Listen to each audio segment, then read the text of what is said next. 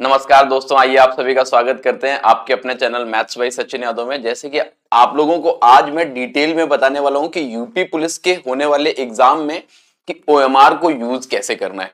मतलब ओएमआर अच्छा खासा टाइम लेगी आपको, पहले बात तो आप ये याद रखेंगे। तो ओएमआर के लिए आप बहुत छोटी छोटी चीजें हैं जिनको आपको अगर दिमाग में रहेगा, क्योंकि अब जो जिस एग्जाम को आप 120 मिनट में करने वाले थे, जिस एग्जाम को आप 120 मिनट में करने वाले थे, अब वो एग्जाम आपको ओएमआर में कम से कम 105 से 107 मिनट में करना पड़ेगा। 105 से 107 मिनट के अंदर आपको वो एग्जाम पूरा करना पड़ेगा, क्योंकि आपको 12 से 15 मिनट तो चाहिए ना ओएमआर को फिल करने के लिए।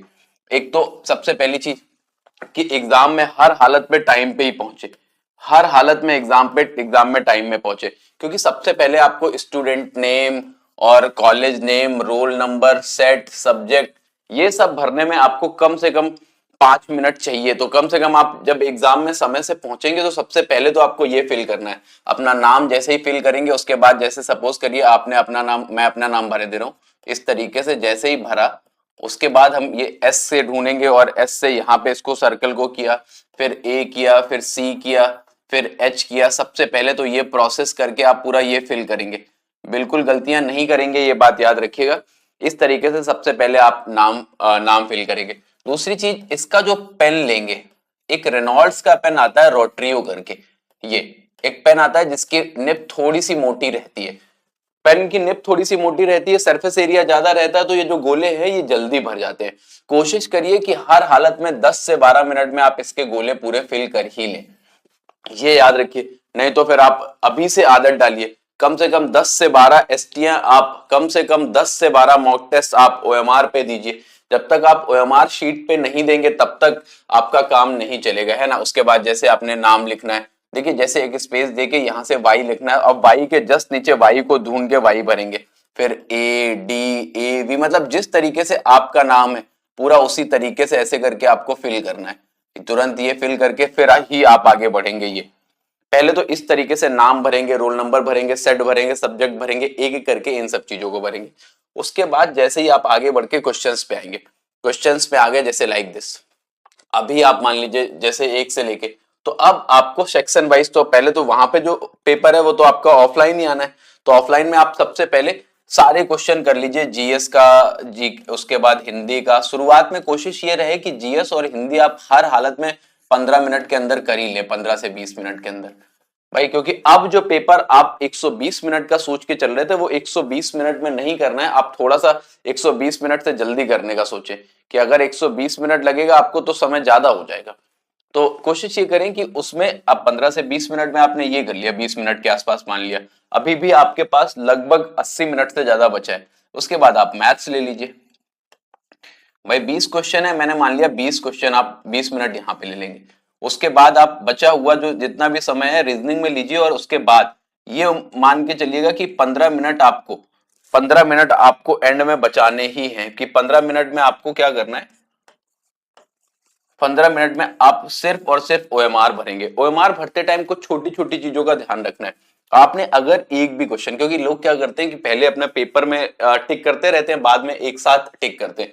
टिक करते टाइम अगर आपने क्वेश्चन मिस किए, बीच के जो छोड़े हुए क्वेश्चन है, छोड़ेंगे जरूर, और गलती कर दी भरते टाइम, तो पहली चीज तो वो याद रखिएगा, क्योंकि एक क्वेश्चन गलत करने पे आपको एक वो जो 2 नंबर मिलना था वो गया, और 0.5 नेगेटिव मार्किंग वाला, तो 2.5 नंबर का नुकसान हो जाएगा आपको।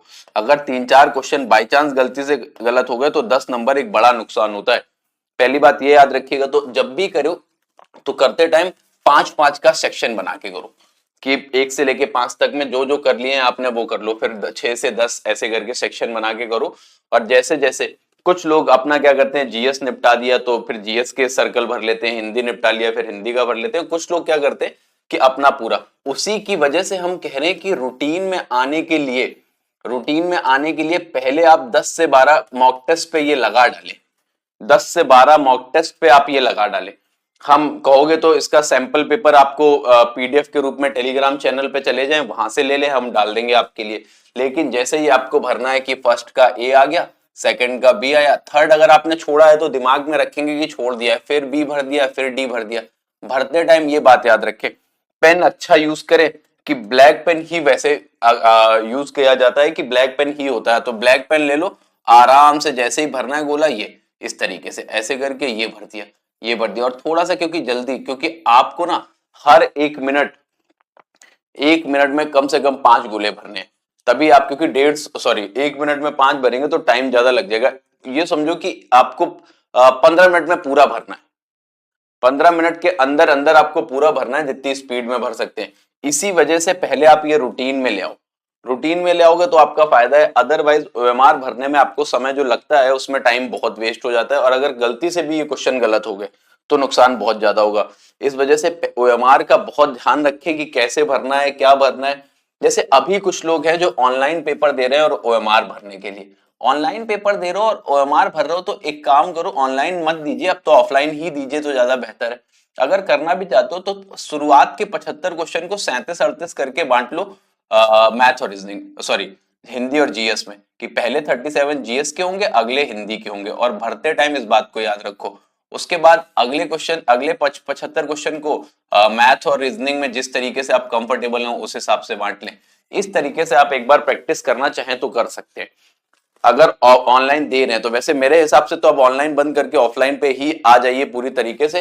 10, 12, 15 मॉक टेस्ट जो बचे हुए दिनों में लगाइए, वो सब ऑफलाइन ही लगाइए, और एक एक करके ये सब चीजें, मतलब एग्जाम से पहले आपको पूरी तरीके एग्जाम का यूज टू होना है, कि हर दिन आप जो पेपर दे रहे हो वो एग्जाम के तरीके से ही दे रहे हो। यही एक तरीका है एग्जाम को सही समय से सही तरीके से क्वालिफाई करने का।